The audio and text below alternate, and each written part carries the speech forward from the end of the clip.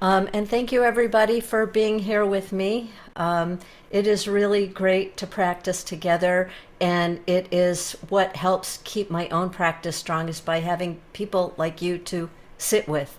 We do this for each other. So thanks for being here. This year in my meditation practice, I've been turning toward the prayer book. For the last few years, I've been, working parsha by parsha, but I've really been focusing on the prayer book. And I'm still at the very beginning. I haven't even got to the Baruch Hu yet. Today, I wanted to share with you some of my thoughts on what I've been working with on the blessings for Torah study. So there's the one that I have been most familiar with, and maybe you too, that starts with the standard 6-word blessing formula, Baruch atah Adonai Eloheinu melech haolam, and then talks about being commanded about mitzvot, asher kiddushanu, and sanctified mitzvot. And then it says that we've been commanded to la'asok b'divrei Torah.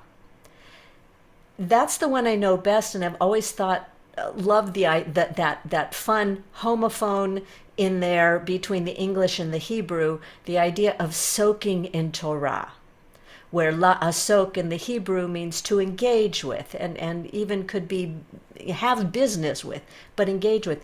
But I love that homophone of soaking in it. And because of studying with Danny Matt on Zohar, he always starts his study sessions with a different Torah study bracha. And in a prayer book I use often, Mishkan Tefillah, it's right below that, and in other prayer books also. And it's a little bit longer, and it starts off, V'ha'arevna Adonai Eloheinu et divrei Toratecha bifinu. Adonai our God, let the words of Torah be sweet in our mouths. Already, that's what a great starting. And in the mouths of your people Israel, so that we and our descendants and the descendants of all your people, and here's the part I want to focus on, that we may know you, capital Y-U, that we may know you, God. Kulanu yodei shemecha, that we may know your name. Velomdei Toratecha lishma, by studying your Torah for its own sake. So with this idea of knowing, which we connect with the idea of awareness, of da'at, yodei, of da'at, of awareness, and then of studying Torah for its own sake, lishma, which reminds me of when I sit of the fruits of practice. It's not about grabbing on, but just by where I direct my attention and over time. So let me take a step back. We sit to strengthen the muscle of attention, to increase our ability to choose where and how we direct our attention, to not be stuck ruminating in conversations that are long past, habits that have held us back or may have caused us suffering, but instead to strengthen that muscle of attention. And I think prayer and Torah study also work in this way. They help us to wake up in the present moment, to be free or freer from suffering. Spiritual practices like meditation and prayer and Torah study, they include choice. Meditation helps us to notice our habitual responses, and when we notice those habits, the ones that cause us suffering to ourselves or to others, when we're more aware of that habit, it can loosen its hold on us. So attention and intention. When I know what is going on, where my attention is being directed, I can begin to make some intentional choices in the present moment. So we direct our attention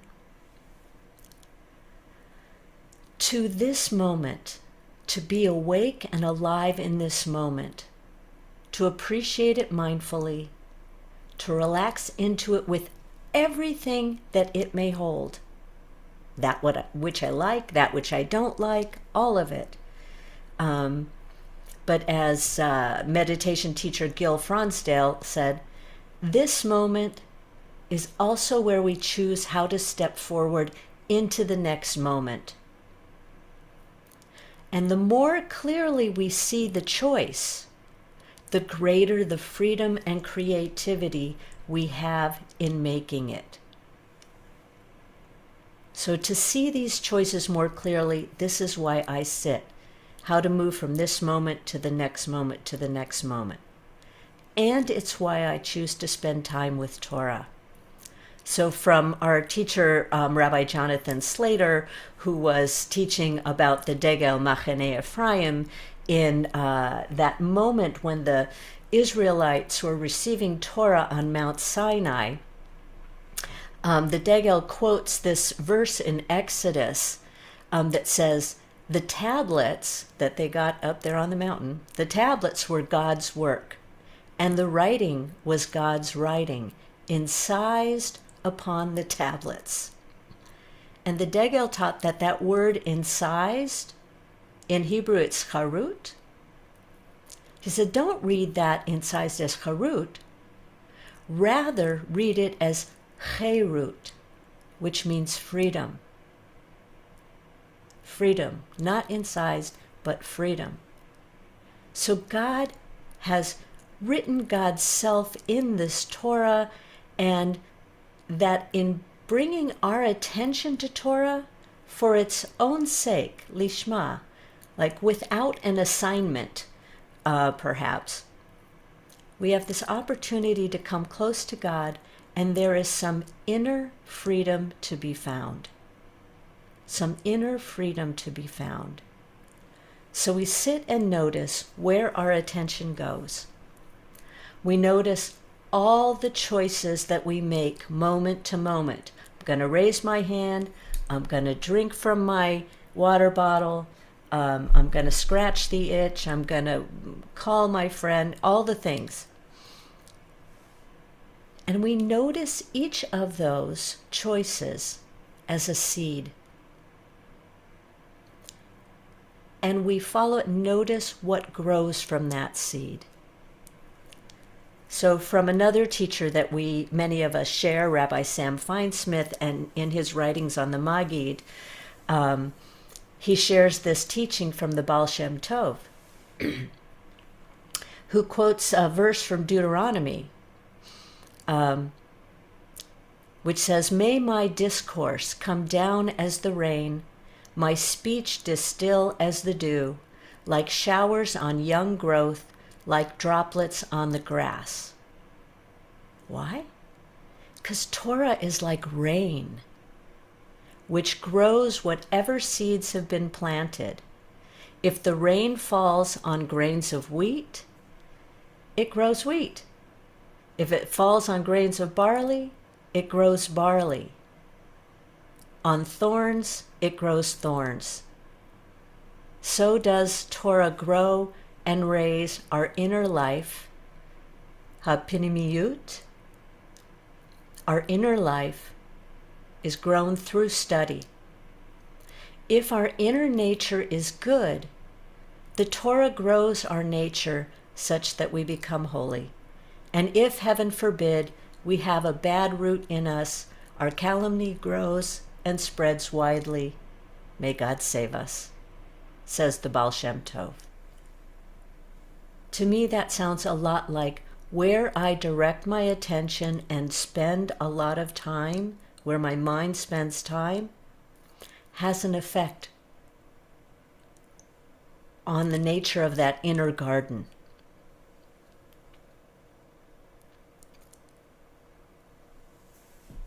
We hear this also from the Buddhist tradition, where they talk about karma, which they call action. And it said that can be understood on two levels. On one level, action refers to the experience of cause and effect over a period of time. We perform an action, and sometime later we begin to experience its results. We plant a mango seed. I hope you hear that parallel there. It's like, I think I've heard this story before. But it's a powerful metaphor. We plant a mango seed, and many years later we taste the fruit. The other level of understanding karma has to do with the quality of mind in the very moment of action. When we experience a mind state of love, there comes naturally along with it a feeling of openness and joy that is its immediate fruit. Similarly, when there are moments of greed and hatred, in addition to whatever fruit results will come, we also experience the painful energies that arise with that state. Our direct awareness of how the law of action and consequence is working in each moment can be a strong motivation to develop skillful states of mind that create happiness for us in the moment, as well as produce the fruit of well-being in the future. The present moment is partly the result of our choice in the past and partly the result of our choices unfolding in the present. Each of these choices have an effect on this inner garden and the quality of that inner garden, what is growing there. Consequences are not immutable. We have some choice, we have some freedom, some cherut in our choices, and that influence the outcomes. There are consequences from what we say and do that we'll never be aware of, but even so, the world tends to respond in a certain way if we act with intentions of greed or hatred or delusion. We know this. We've seen it happen. We've seen it work.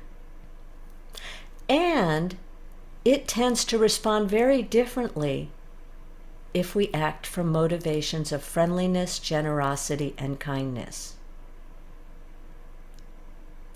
Inner consequences are similar. While we may not see all the effects of our actions in the external world, in our internal world it can be much clearer, give us more reliable feedback on our choices. We experience the results of intentions and choices in our bodies.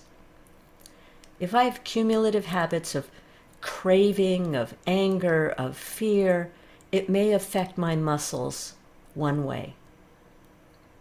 If I have cumulative habits of generosity, compassion, and reconciliation, it affects my muscles very differently. With fear, I may have that tightness. With generosity and compassion, I may have more ease. So to finish up here and give us time to sit, Torah lishma, Torah for its own sake, directing our attention to Torah allows Torah like rain to water the seeds of that garden of our inner lives. Where we direct our attention matters, and it has an effect on that inner garden. We don't want a monoculture grabbing on only to what we think is good and pushing away what we don't like, but we want a healthy garden, making room for everything, even as we see that by waking up in the present moment, we may strengthen our ability to direct our attention in wholesome ways towards wiser choices. And over time, we may experience the fruits of practice. I said a lot. I'm sorry, there were a lot of words today. Please just let whatever on that rains down and may grow something that is useful. Let that, I hope that may be received, and everything else, just ignore it. But right now, find your seat and adjust your posture in any way that will help you be both relaxed and alert.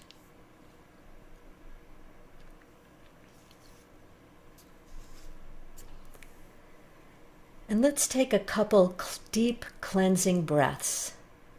Allow the thoughts to gather right here in the breath, maybe the feeling of the breath right at the tip of the nostrils, or maybe the feeling of the breath as the shoulders rise and fall. But begin with a slow, deep breath. Inhaling, maybe into the belly, feeling it gently rise, and then exhaling slowly and completely, releasing all worries as you exhale. Relax for a moment at the end of the exhale before inhaling again. Do that one more time.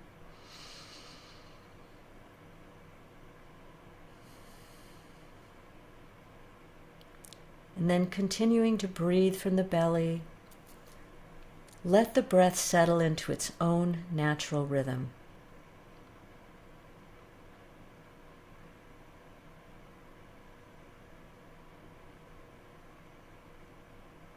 And let your attention rest so gently on every part of the breathing process.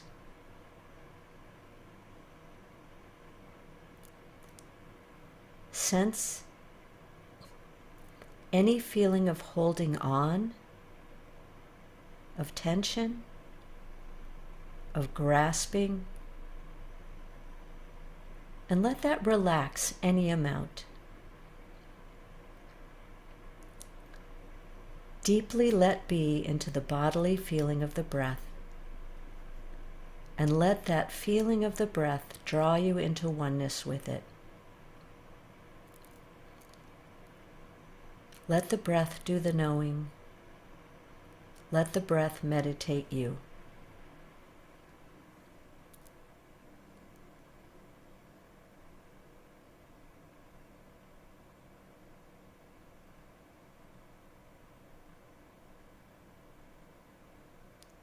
And if the attention wanders, we work to strengthen that attention by letting that feeling of the breath draw your attention right back like a magnet as many times as you need.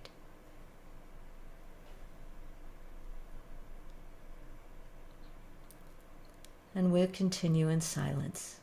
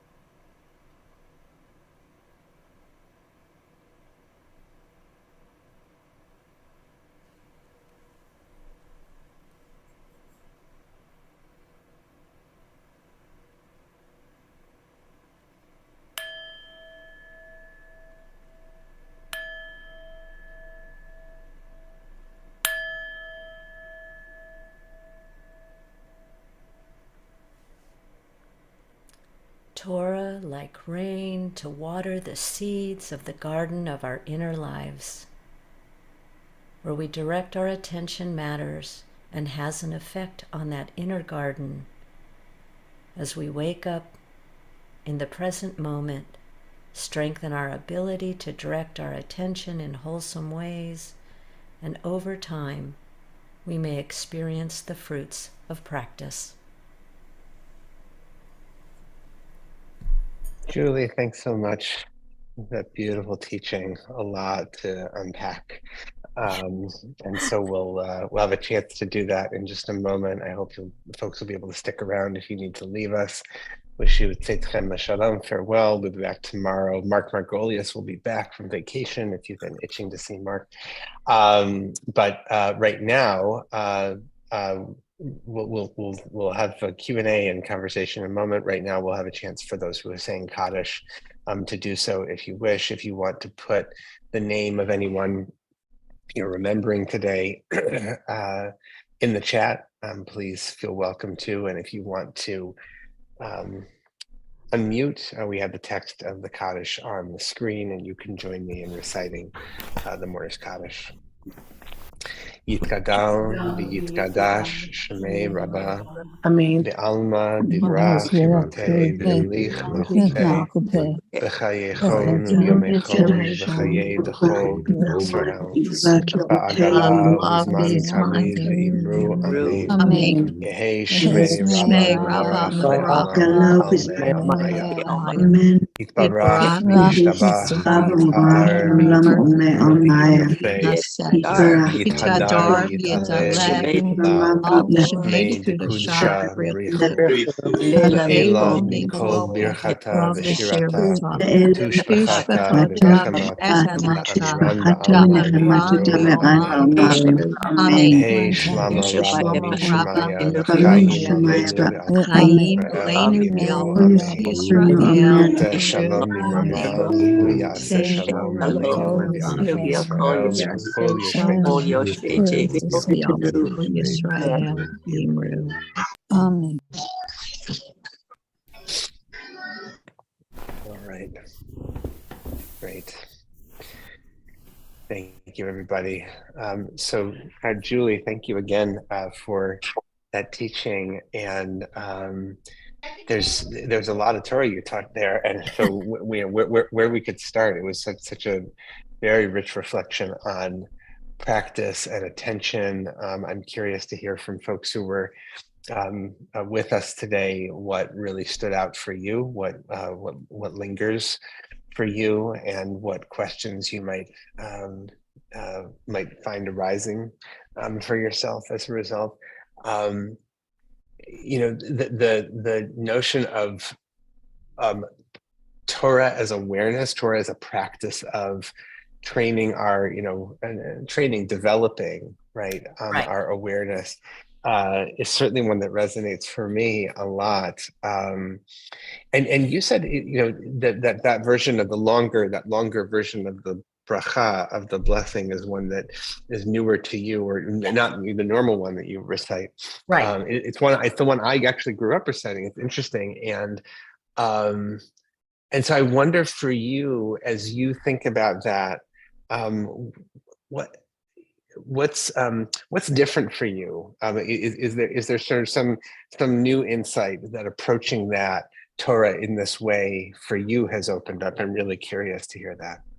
I think, well, one, just doing the same thing differently, that by itself brings your attention to it. But it feels more expansive in some ways. And it, maybe that I go back to the first one refreshed, but it feels more expansive, this idea of that it may be sweet in your mouth, so that it's not, like I'm not being put in Torah jail. It's not, you must, and do, but it's like that it may be sweet. Oh, let's start with that. And then the part that I focused on, Kulanu Yodea Shemecha. Oh, that it's to know a being, to know God. Mm, Not in this hierarchical kind of thing, but to know it's a that relate more relational, to know. mm, And then to learn Torah lishma, not for its own sake, that it's not, learn it so people will know you're a Jew, or that you're, and what level of Jew you are, not mm. not playing those kind of games and living within those walls, but rather the lishma feels to me like again more Yeah, expansive. So I experienced that whole bit of liturgy there as more expansive. interesting. It's also interesting that there's a word play, right? I think that I pick up on of Yodei Shemecha, that we should know God's name, Right, right? And Lishma is for the sake of the name, literally for right, Torah's own right, name, right? right. There's something there, happening too. We'll get that link in a second, Nancy. I'll look it up and see if I can get it. There's a few questions, some really rich questions that have come in here. That lishmat That goes even farther, as you probably know. Yeah, Lishet, yeah, yeah. right, Which right. I already boiled this down as far as I could go, and it should have been on the stove a little bit longer, so I just had to let that go. I wonder about you spoke about this notion of the inner garden. Laura had this question, and just an expanding on that, like what might that consist of? That it's a very powerful image. So there are our habits. I mean, one way, this is only one way. There's many ways to think of this, but like what makes us us, like what my habits over a lifetime of actions and how things have influenced me and how I've influenced them, are brings about this tendencies which we call my personality. That's my personality. And like, I am certain ways. Now, I want to be careful not to get stuck in limiting language of that, but there are some tendencies. There are some things that are that you can expect. If you're working with me, you can expect me to not be early. You can expect, certain things jokes I'll laugh at. Like, there are certain things, those are things in my garden. There are certain things that frighten me, kinds of things that frighten me. And those are in my garden. What am I going to water in that garden? Things that make me feel more generous, or situations where I can tap into my own generosity, my own friendliness, my own ability to love, my own ability to wish others well, my own secure core feeling of being loved. And how do I water one thing and not the other? How do I water the ability to love and not the fear? Not that the fear's going to go away entirely, it's still going to be in my garden. And let me just say one last thing. I know this is a long answer, but one last thing is that I was really struck by remembering that story from the Baal Shem Tov and then reading this story from the Buddha. It's the same story. Mm, yeah. Wow. I the metaphor of the garden is also so powerful, because obviously Garden of Eden, Gan Eden, right? We're planted in the garden. Torah is a tree of life. There's a tree of life. I mean, we could go on, right, unpacking that. Yeah, and then there's a bunch of other questions here. This has really provoked a lot of thought. I want to invite you just to comment on this question that Margaret has about, isn't the representation of perpetual, almost mechanistic responsibility a bit discouraging, as well as perhaps limited? Sometimes rain turns into roses. In other words, the action of grace, as well as the reactions of others to my thorniness, to the reactions of others makes all the difference. The vision presented seems maybe a bit individualistic and muscular, as it were. So I wonder, yeah, I wonder if you want to respond to that. Yeah, I didn't intend it to make it sound as if it is mechanistic, and I think that that is the key, that it's not mechanistic, um, that we have some choice in, and I was focusing on in terms of where we direct the attention, that we have some choice over that, and that we Mm, develop that muscle of attention as a way of seeing our own habits, investigating our own intentions, and through seeing our own experience, seeing what works and what doesn't, what leads to the roses, what leads to the thorns.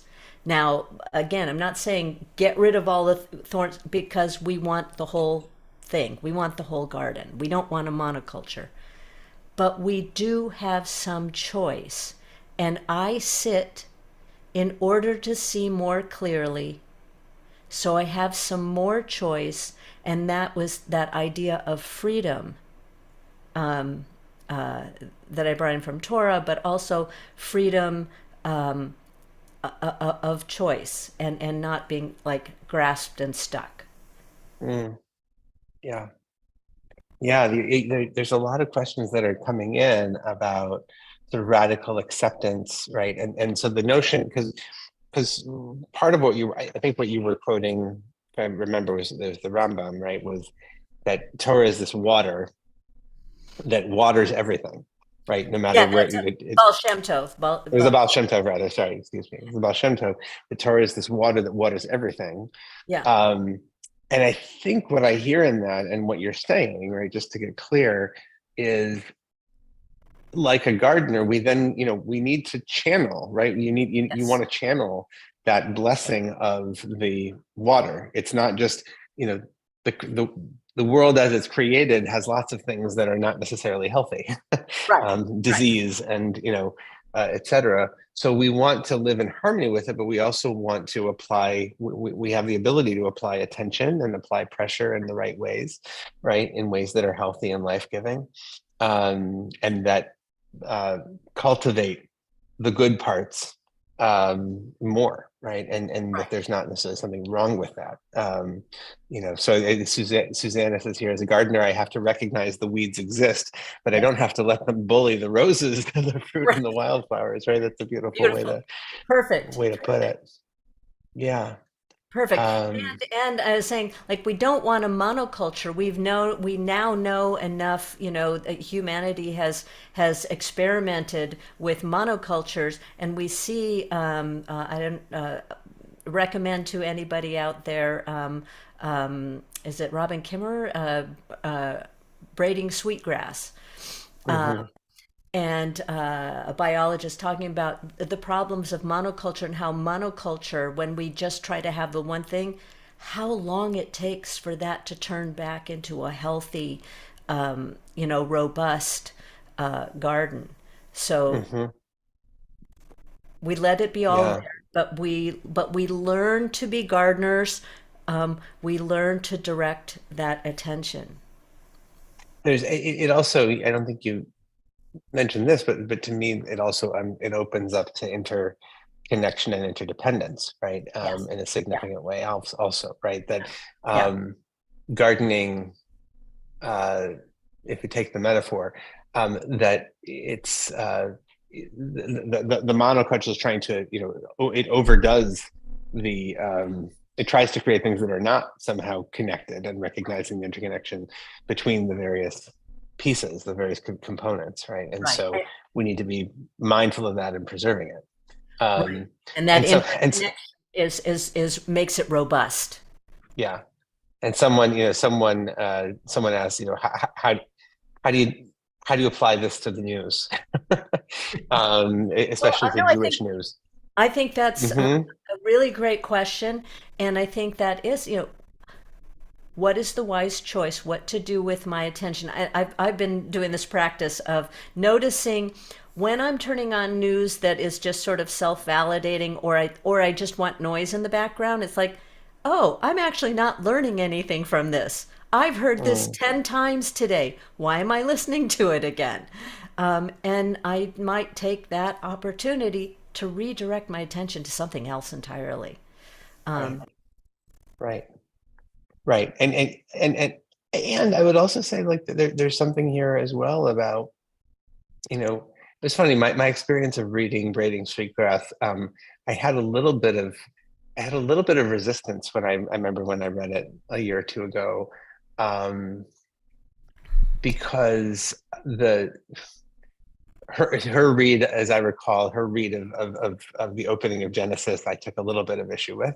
It was a little heavy on yeah, yeah, critiquing the yeah. biblical approach to creation, but also, I think a question that all of us are really sitting with, and something that I think we're going to be focusing on more at IJS in the coming months and years, is questions of particularity, right? Particularism and interconnection and how that plays for us as Jews.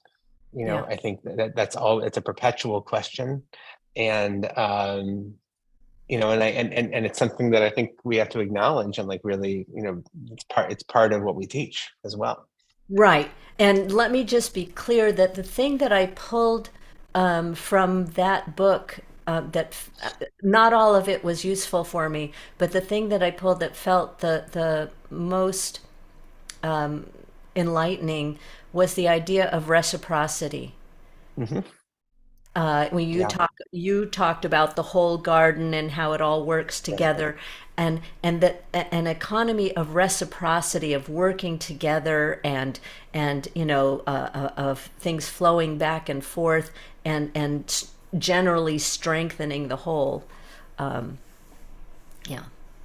Yeah, there's a lot to get into, and this has clearly provoked so many great reflections here.